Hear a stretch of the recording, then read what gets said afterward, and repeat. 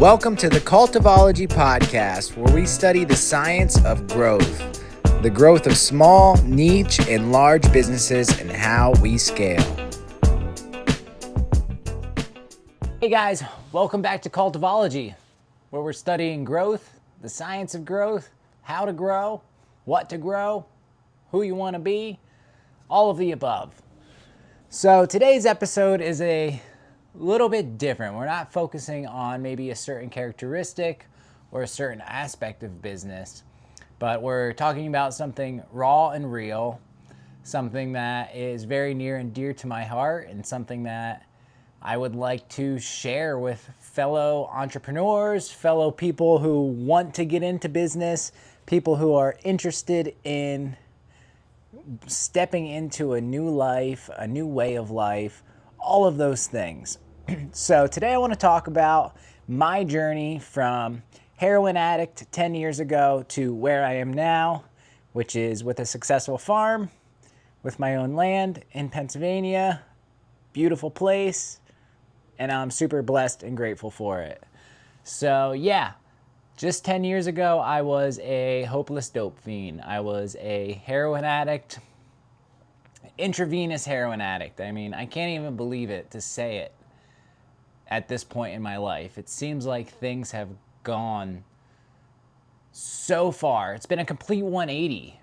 And man, just talking about it really brings up a lot of raw emotional things for me. So I want to share my story because I feel as if it's totally applicable to cultivology, to studying growth, and is a real big part of my life story and a real big part of exactly how I got the drive and energy to start a business and continue on with business. You know, they say addicts really end up making the best entrepreneurs, and I totally believe it. You know, at the end of the day, I was willing to do whatever it took to get that next fix or to get high again. And it's really, really applicable to business to think about, hey, there's things that we don't want to do that we're going to have to do in order to be successful. And that's totally carried over to the start of my business and is since transitioned. You know, when you're first getting into things, you're really stuck in that hustler mentality. And for me, that was what I totally prided myself on. I thought being a hustler was the coolest thing. I thought that hustling was the only way, was the way. And if you weren't hustling, you were letting yourself down, your family down, and everybody else around you. Well, comes to turn out that that's not true, but it's a great starting point for a lot of people to be able to totally grind it out. Work as hard as you can for the first couple years is absolutely necessary. I mean, it's just kind of the progression of things. And ideally what we do is we create, integrate, and establish systems that are going to be carried out by other people and not just by us. Things that are transmutable to others and things that are easily understood by others. So for me personally here in this business, that has been all chopped down to creating SOPs, creating standardizations, and making this stuff as easy for anybody to understand. There's an awesome book that you should read. It's called The E-Myth Declassified. And in The E-Myth Declassified, he talks about how even if your business is not a franchise, you should be running it or setting it up like it is a franchise, which means you should be thinking and modeling places like McDonald's, all fast food joints, you know, things like that have these standardizations to where essentially they can hire the lowest level skilled workers and put them into any position in their facility, and they'll be able to work successfully, follow these simple steps, and make it happen, which is what we're all trying to do. So back to the story. So 10 years ago, dopeless hope fiend. I was an addict for many years. I got started on prescription pills, just getting into college. You know, when I found marijuana and all these other stuff, I was super like, oh my God, this is great. This is it. Not realizing that I was totally avoiding any and all emotion that was coming up within me and was really just running away from my problems. So, hopeless dope fiend, couldn't get it together. I could not get clean for the life of me. I went to 4 different rehabs. I had no money. I was just a total shithead. And I had nowhere left to turn. One day, fortunately, after, years of just being a piece of shit, taking a little money here and there from family, things like that, it was just, I had totally ruined all of the relationships that I had in my life.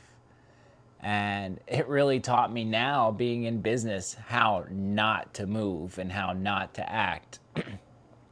The people that you're dealing with in your personal business, these people essentially are family. You have to treat them like family. And skimming a little bit off the top, not giving them the best offer, not giving them the best service, not giving them the best of yourself is, at the end of the day, only hurting you. They can go find somebody else, I'm sure, that's going to be offering exactly what you are.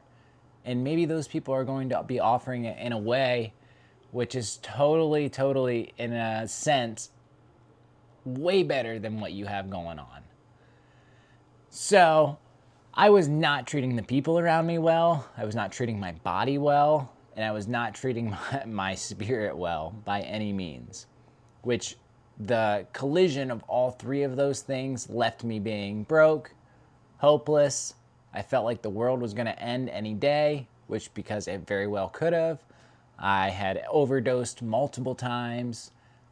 One weekend ended up on the hospital steps. Twice I was dumped off on the hospital steps, back-to-back days.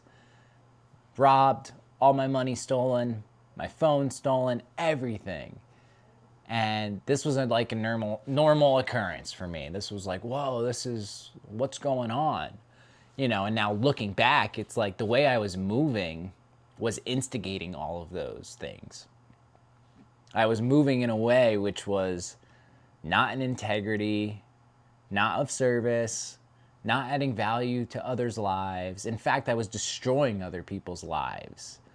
One of the saddest things that really gets me emotional to talk and think about is, shooting my best friend up for the first time. And unfortunately, he's not here with us anymore. He passed right as I got clean. He was still stuck in it. One of the best people I've ever met. And just a stand-up dude. And I miss you, Jay. Fucking love you, man. And really, I started 10 Mile Mushrooms as a conclusion to finishing a project that we had started together. So Jay and I, we started trying some psilocybin trials when I was in college. He was a little bit older. And guess what? We never finished that. We did some little BRF cakes. We got the cakes to grow out. And we never completed the project from there. And when I did my little search for things to do with small amounts of space and mushroom growing came up, this totally rung a bell, because this was something that Jay and I had started. He was no longer here. And it was totally just something that seemed like it was in alignment with what I needed to do in my life. So, not being in integrity, yes, I feel some personal responsibility to letting my best friend down, letting some of my other friends down, letting my family down. Like I said, 4 rehabs, and usually picked it right back up like within a month of coming back. I didn't have that desire, that will to change. And as they say in AA, like, I didn't hit quote unquote rock bottom, because under every rock bottom, there's another trap door. And the same goes for business. You know, you can get yourself in a hell of a lot of shit and think it's the end of the world. And guess what? There's a trap door at the bottom of that rock bottom. And you can fall through to the underworld, to the underworld, to whatever, to the core of the earth if you let yourself.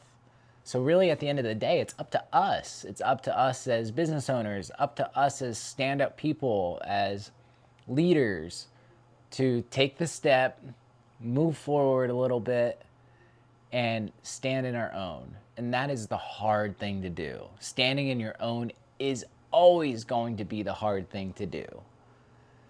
But like mushrooms that thrive in the darkness, underground, under pressure, when you give yourself the right conditions and elements, with mushrooms being that humidity, that sunlight, you flourish. And I guess we could say it's kind of the same thing for us as humans. I mean, we need that water, we need that sunlight, we need to be putting good stuff into our bodies in order to function at our highest capacity.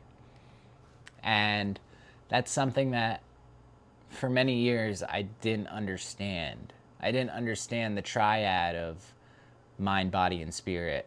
I didn't understand that you have to feed your mind as well as feed your body, your spirit, and all of this other things that come together to make us whole. And when you're missing one of those three things, mind, body, or spirit, when you're not taking care of one, the other two are going to reflect that in any and all ways. The universe is a very tricky thing that will absolutely take you for a loop when you're least expecting it. So as far as what ended up happening, how did I turn things around, what was the biggest thing that really changed for me, I would have to say that it was having people around me who cared. And the same thing goes for business. Having people around you who care, people who are mutually interested in what you're doing, who want to see you succeed, that is always going to make the biggest difference. Tony Robbins says proximity is power. Being near and close to people who are doing what you want to do, or being close to people who are going in the direction that you're going, the direction of growth, of cultivating success, of cultivating fulfillment and happiness. Those are the people you want to be around. And thank God I had a couple of people in my life, especially my mother, who stuck by my side. I am so grateful that I come from a family that is caring, loving, and generally pretty mediocre. You know, we're just a normal American family. And that's the beauty of it, is there was nothing special going on there. It's not like my parents had a ton of money to throw me in rehab or this and that, but they cared. And that was the biggest thing. And the thing that ultimately changed my life. One day in November, just about 10 years ago, my mom showed up at my doorstep and she was like, come on, you're going, you have to go. And I had given up all hope. Excuse me. I had given up all hope, all real power that I had.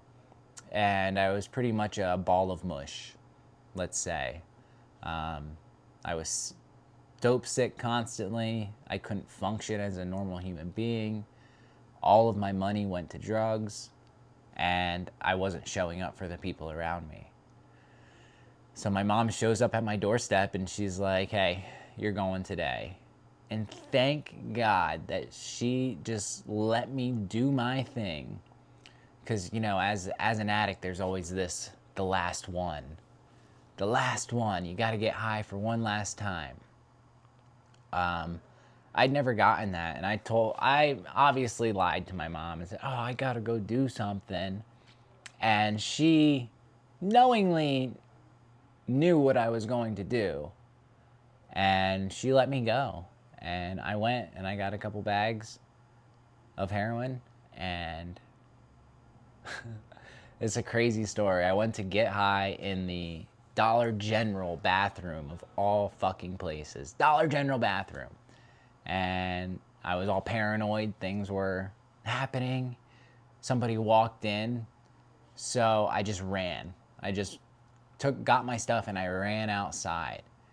And I ended up shooting heroin under the windowsill of somebody's house. I was just running through yards. And that's how bad I wanted to do this. I remember I ended up missing my vein, and it wasn't quite the experience that I thought, but I had that one last hurrah. And luckily, that was something that I didn't ever need again after that. I went to a great place, met some great friends.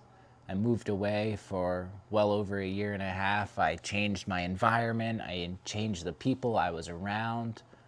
And that made all the difference. You know, in some of these earlier Cultivology episodes, we've talked about, you know, getting around business-minded people by going to your local startups or connecting with your small business centers. And those are all ways that you can get into a spot with like-minded people in your small business, in your niche business, or in agriculture. I mean, there's plenty of groups out there. You just have to be willing to take a look and dig deep and find the people who care. People are not going to show up on your doorstep like my mother did for me. That is super far-fetched when we're talking about business. People are not going to show up for you. You have to show up for yourself. You have to show up for your family and just be the one in charge. Be the one in charge of your life. Because when you're in charge of yourself, there's nobody that can tell you anything that you don't already know. And that's the beauty of it. That's the beauty of self-growth. That's the beauty of studying growth, is that we get to see these patterns. We get to see these patterns of, I show up like this when somebody talks to me this way. Or I show up and I get angry when this person does that and they don't even know that I'm angry and they're just doing their own thing, but I'm angry. You know, there's so many little patterns that you can recognize. And eventually you're just going to give up if you're not making an active effort at acknowledging what those patterns are. You know, for me, when it came to my heroin use, that was the end all be all. Was I had seen the pattern enough times, multiple rehabs, multiple relapses, multiple near-death experiences. I had seen the pattern enough, and I was just done, you know. I was done. I was over it. I couldn't do it anymore. It doesn't mean it was hard, or it doesn't mean that it was easy by any means. It was extremely hard. The first couple months, the withdrawals, the cravings, all super intense stuff that took a really long time to get over. And I moved in a sober house. Like I said, I met some great people there who I'm still friends with today. You know, unfortunately, half of them are not with us. Some really good guys. And I feel really fortunate to have stepped out on the other side. And, you know, it feels like it's a big step for me to just be putting this out there, to letting people hear my story, because, like I said, I don't come from anything. I started 10 Mile Mushrooms with $300 and a dream, and it's continually growing. And I just really appreciate you guys listening.